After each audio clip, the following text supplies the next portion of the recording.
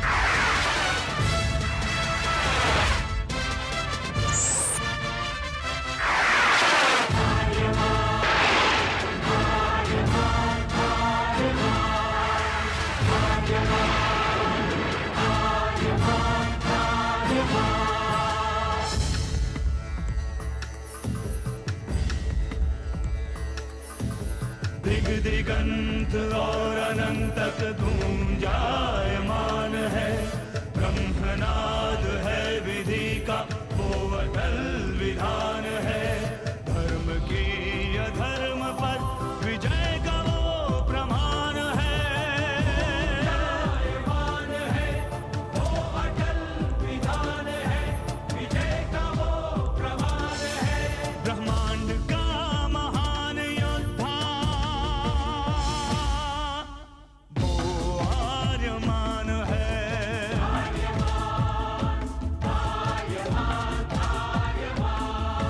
ब्रह्मांड का महान योद्धा वो आर्यमान है। आर्यमान है।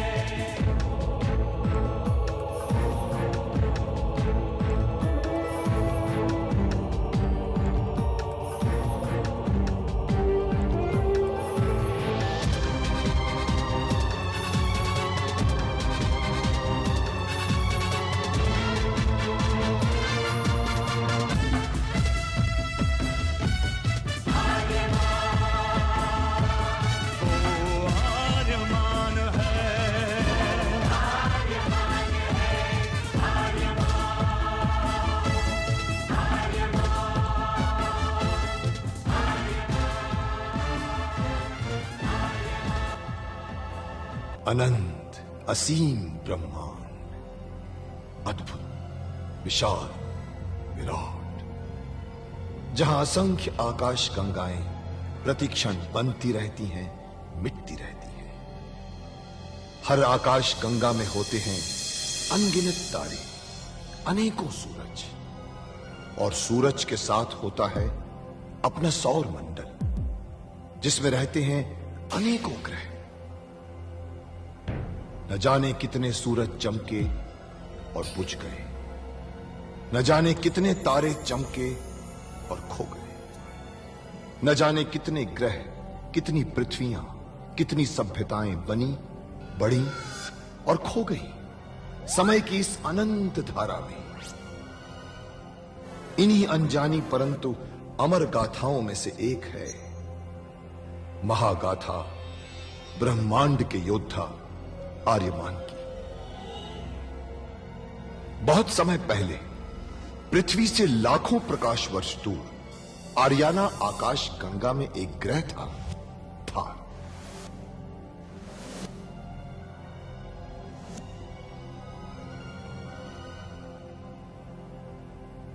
थार एक रेगिस्तान था, पानी की बूंद नहीं थी, फिर भी पूरे ब्रह्मांड के लिए मूल्यवान था थार, क्योंकि थार में थी ऐसी खाने जहां से दुर्लभ जीवनदायी पदार्थ निकलता था, जिसे थारस कहते थे। यह किसी भी ग्रह की जहरीली से जहरीली हवा को भी रासायनिक प्रक्रिया से प्राणवायु बना देता था, जीने के लायक बना देता था। कहावत थी, थारस जिसके वश में, पूरी आकाश गंगा उसके वश में। आर्याना आकाश गंगा की संरक्षक संस्था ओमियान के नियमों के अनुसार थारस को कोई भी व्यक्ति अपने वश में नहीं कर सकता था। यहां तक कि थार ग्रह का राजा जारांत भी नहीं। राजा होते हुए भी जारांत अपना राज्य गणतंत्र प्रणाली से चलाता था। खानों से निकलने वाले थारस का 25% भाग ही थार ग्रह के हिस्से में आता था। बाकी का हिस्सा ओसेक अंतरिक्ष संगठन में चला जाता था। ओसेक आरियाना आकाश गंगा के व्यापारियों का संगठन था और जिसका संचालन अंतरिक्ष में बनाए गए एक कृत्रिम ग्रह ओसेक से होता था। मगर ओसेक संगठन में कई व्यापारी ऐसे भी थे जो अति महत्वाकांक्षी थे, जो पूरे ब्रह्मांड में अपना आधिपत्य स्थापित करना चाहते थे। परंतु जब तक ओमियान था तब तक कोई कुछ नहीं कर सकता था। ओमियान अंतरिक्ष के लोगों की संरक्षक संस्था थी जो अंतरिक्ष के निवासियों के हितों का पूरा ध्यान रखती थी और अपनी शांति सेना के द्वारा संपूर्ण ब्रह्मांड में शांति और व्यवस्था बनाए रखती थी। इसी ओमियान संस्था का अध्यक्ष था महान होशिंग। होशिंग जिस ग्रह पर रहता था उस ग्रह का नाम था कुरुक्षेत्र, जहां आज छिड़ी हुई है एक महाजंग। वर्षों पहले जब मैं सवितान में थी, उस समय महाराज जारांत थार के युवराज थे। सवितान में हमारा दीक्षांत समारोह चल रहा था।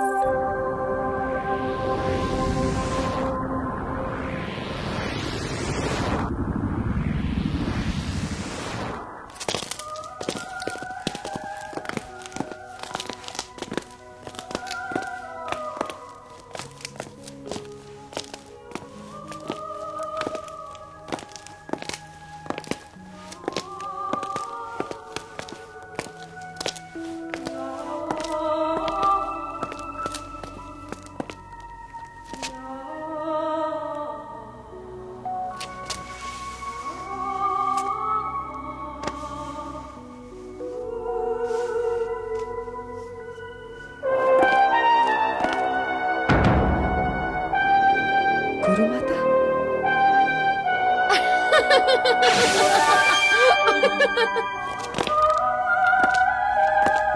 माया की बच्ची मुझे भी धोखा दे गई।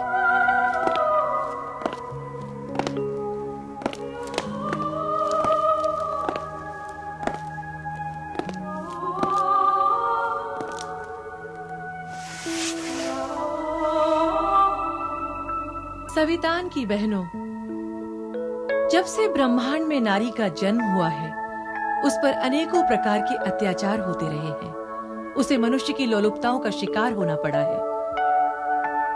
नारी की इस पीड़ा को हमारी आदि माता ने समझा और इस सवितान आश्रम की स्थापना की। और यहाँ से शिक्षित होकर हमारी बहुत सी बहनों ने ब्रह्मांड में नारी जीवन को दृढ़ता प्रदान की है और उसे सुखमय बनाया है। आज से आप लोग भी सवितान की गुप्त शक्तियों की स्वामिनी हुई। ये शक्तियां आपको अन्य स्त्रियों से विशेष बनाती हैं, किंतु हमें एक बात का सदैव ध्यान रखना है कि हमारी शक्तियां सूर्य द्वारा संचालित होती हैं। जब तक सूर्य आकाश में रहता है ये कार्य करती हैं और सूर्य ढलते ही सारी शक्तियां क्षीण हो जाती हैं। मेरी शुभकामनाएं आप लोगों के साथ हैं। मेरा एक सुझाव है कि रूप बदलने जैसी विद्याओं का प्रयोग उचित समय तथा उचित कार्यों के लिए ही करना चाहिए।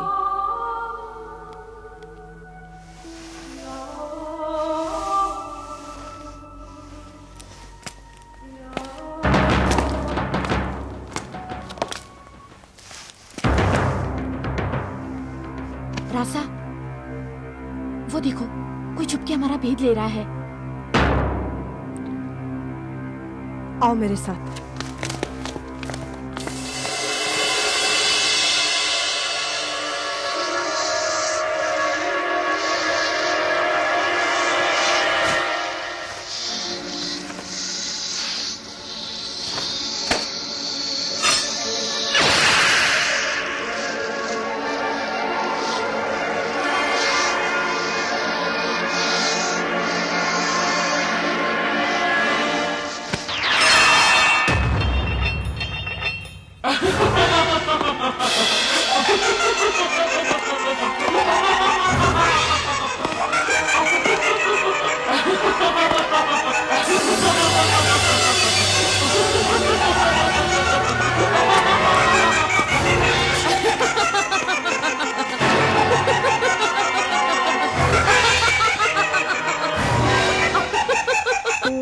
अरे ये तो आप लोग हैं। बड़ी अजीब जगह है ये। यहाँ सोचो कुछ और दिखाई कुछ और देता है, करो कुछ और होता कुछ और ही है। तलवार सांप बन जाती है और सांप तलवार बन जाता है। लड़कियां वेश बदल लेती हैं, डायन बन जाती हैं और फिर वही डायन सुंदर सी लड़कियां बन जाती हैं। वैसे कौन सी जगह है ये सवितान आश्रम है, महिलाओं का। सवितान आश्रम? भाई वाह, सवितान के बारे में जैसा सुना था आज वैसा ही नहीं बल्कि उससे बढ़कर पाया। कौन हो तुम और यहाँ क्या कर रहे हो? जी मैं यहाँ से बहुत दूर। क्या आपको पता नहीं कि सवितान में पुरुषों का प्रवेश वर्जित है? हाँ लेकिन आप मेरी और बात को जो पुरुष अनधिकारित यहाँ प्रवेश करता है हम उसे कठोर दंड देते हैं। ठीक है लेकिन मुझे कुछ कहने तो ये चक्कर मकर इधर उधर क्या देख रहे हैं? सीधे सीधे उत्तर दीजिए। देखिए आप लोग जब मुझे कुछ बोलने का मौका देंगे तभी तो मैं कुछ बोलूंगा। अगर प्रश्नों पर प्रश्नों के बौछार करती रहेंगी तो मैं उत्तर कैसे दे सकता हूँ? बेकार की बातें नहीं, जो पूछा जाए केवल उसी का उत्तर दो। उत्तर किसी बात का होता है, बेबात का कोई उत्तर नहीं होता। जानते हैं आप किससे बात कर रहे हैं? किससे? आप जाबू नरेश महाराजा शोण की पुत्री राजकुमारी रासा के सामने प्रस्तुत हैं। जाबू की राजकुमारी रासा? ये मेरा सौभाग्य है राजकुमारी, हमें आप अच्छी लगी। आप बड़े अशिष्ट हैं। आप ये भी नहीं जानते कि राजघराने के लोगों से कैसे बात की जाती है। आपको इस अशिष्टता का दंड दिया जाएगा। सैनिकों, इसकी आवश्यकता नहीं है राजकुमारी। और वैसे भी मैं किसी की धमकी में ना कहीं आता हूँ और ना कहीं जाता हूँ। मैं थार ग्रह का राजकुमार जारांत।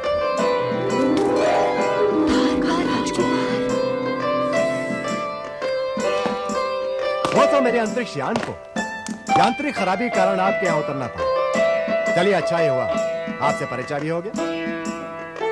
अब तक मेरा यान बनकर तैयार हो चुका है, मुझे चलना चाहिए। और हाँ, भविष्य में यदि आपको मेरी मदद की आवश्यकता पड़े तो मुझे याद कीजिएगा। ये दास आपकी सेवा में सदैव तत्पर रहे।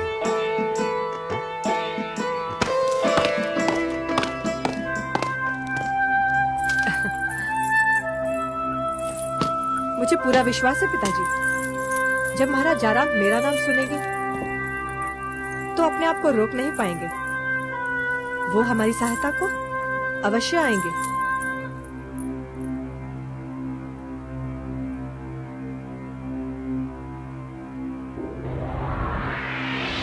महाराज जारांत को जाबू नरेश शोण की पुत्री रासा का अभिवादन।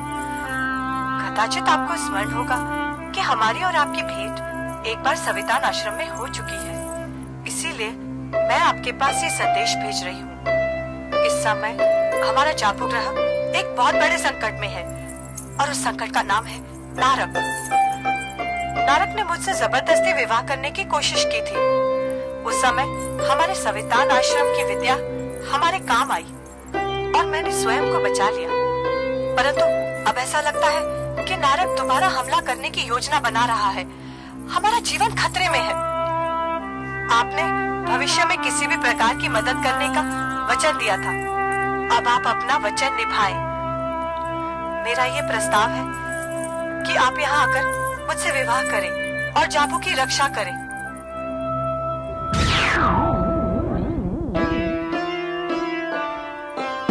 जाबू की राजकुमारी रासा का विवाह प्रस्ताव। राहुल, तुम्हारा क्या विचार है? किसी भी स्त्री का निवेदन स्वीकार करना एक योद्धा का धर्म होता है महाराज। और राजकुमारी रासा तो सुना है अति सुंदर हैं और विदुषी भी। शुक्रांत महाराज, तुम्हारा क्या मत है? संभवतः महारानी नासा को यह स्वीकार न हो महाराज। महाराज, संभव है राजकुमारी रासा आपको वो उत्तराधिकारी दे सके जिससे आप अब तक वंचित रहे हैं। और यह भी संभव है कि वही उत्तराधिकारी भूषण की भविष्यवाणी सच करे। बाहुल, मुझे मेरा उत्तर मिल गया। दूत, जाओ और जाबू की राजकुमारी रासा को हमारी स्वीकृति की सूचना दे। जो आज्ञा महाराज।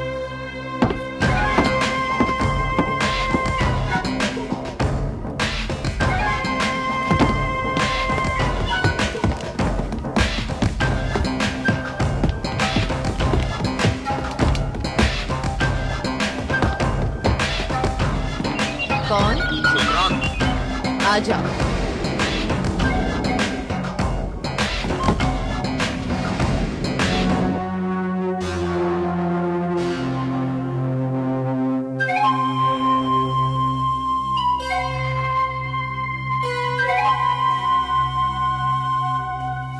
तुम लोग जाओ।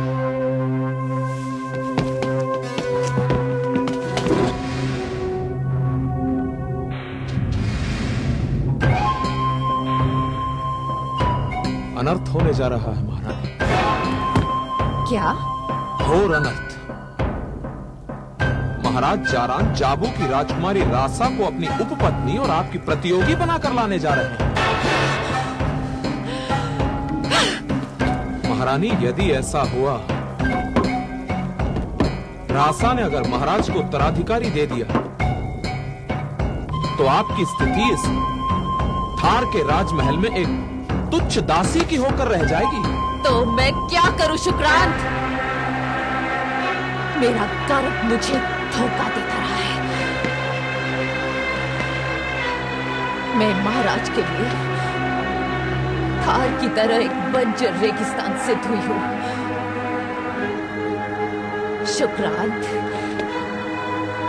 तुम इतने बड़े तांत्रिक हो, जड़ी बूटियों के रहस्य से परिचित हो, रसायन शास्त्री हो, क्या तुम मुझे कोई ऐसी औषधि नहीं दे सकते जिससे कि मैं गर्भवती हो सकूं? औषधियां तो बहुत है महारानी, परंतु उनमें जोखिम है। मैं संतान के लिए कोई भी जोखिम उठाने के लिए तैयार हूं। हाँ महारानी, परंतु प्रकृति के नियमों के विरुद्ध जाने के गंभीर परिणाम हो सकते हैं। मैं सारे परिणाम भुगतने के लिए तैयार हूं शुक्रांत। बस तुम मुझे वो औषधि दो। मैं रासा को थार की रानी बनने से तो नहीं रोक सकती, लेकिन उससे पहले महाराज को उत्तराधिकारी देकर उसे थार की पासी से हरा सकती हूं। संभव है तुम्हारी औषधि से मुझे पुत्र की प्राप्ति हो जाए और मेरा पुत्र ही थार का मुक्तिदाता सिद्ध हो। जारांत ने तो विवाह की तिथि भी तय कर दी है। वो 2 दिन के पश्चात अपने दल बल के साथ तुझे ब्याहने आ रहा है। पिताजी, मैं पूरी आशा करती हूँ कि महाराज जारांत यहाँ अपनी सेना के साथ आते हैं। सेना के साथ क्यों? जब नारद को पता चलेगा कि उसे मूर्ख बनाया गया है, तो वो हमें जीवित नहीं छोड़ेगा।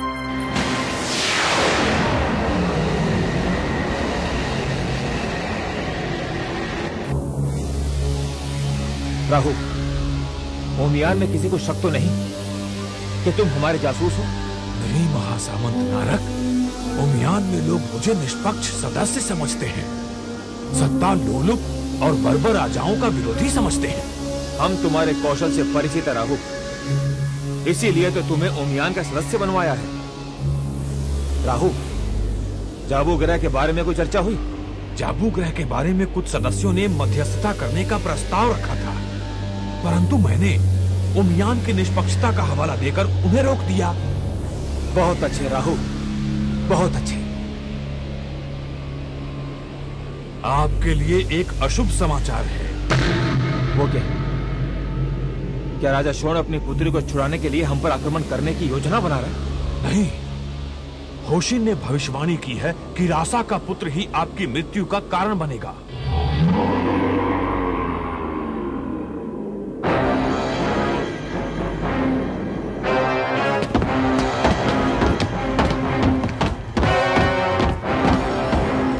पूर्वक इसे बंदी बनाकर तहखाने में बंद कर दो और दिन रात इसकी निगरानी करो।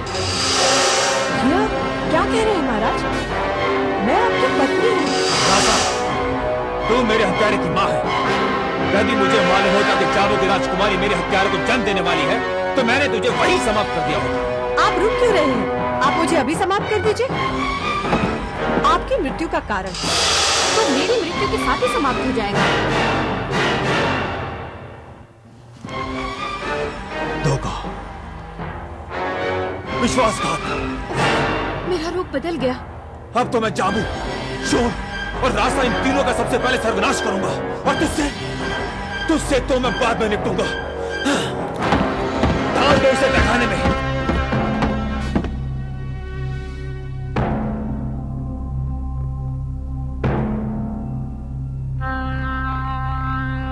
जिस बात का डर था वही हुआ। आखिर नारक पर आज हमारा राज खुल ही गया। मुझे अपनी फिक्र नहीं है, मुझे फिक्र लगी है तो राजकुमारी रासा और महाराज शोण की। नारक उन्हें कभी जिंदा नहीं छोड़ेगा।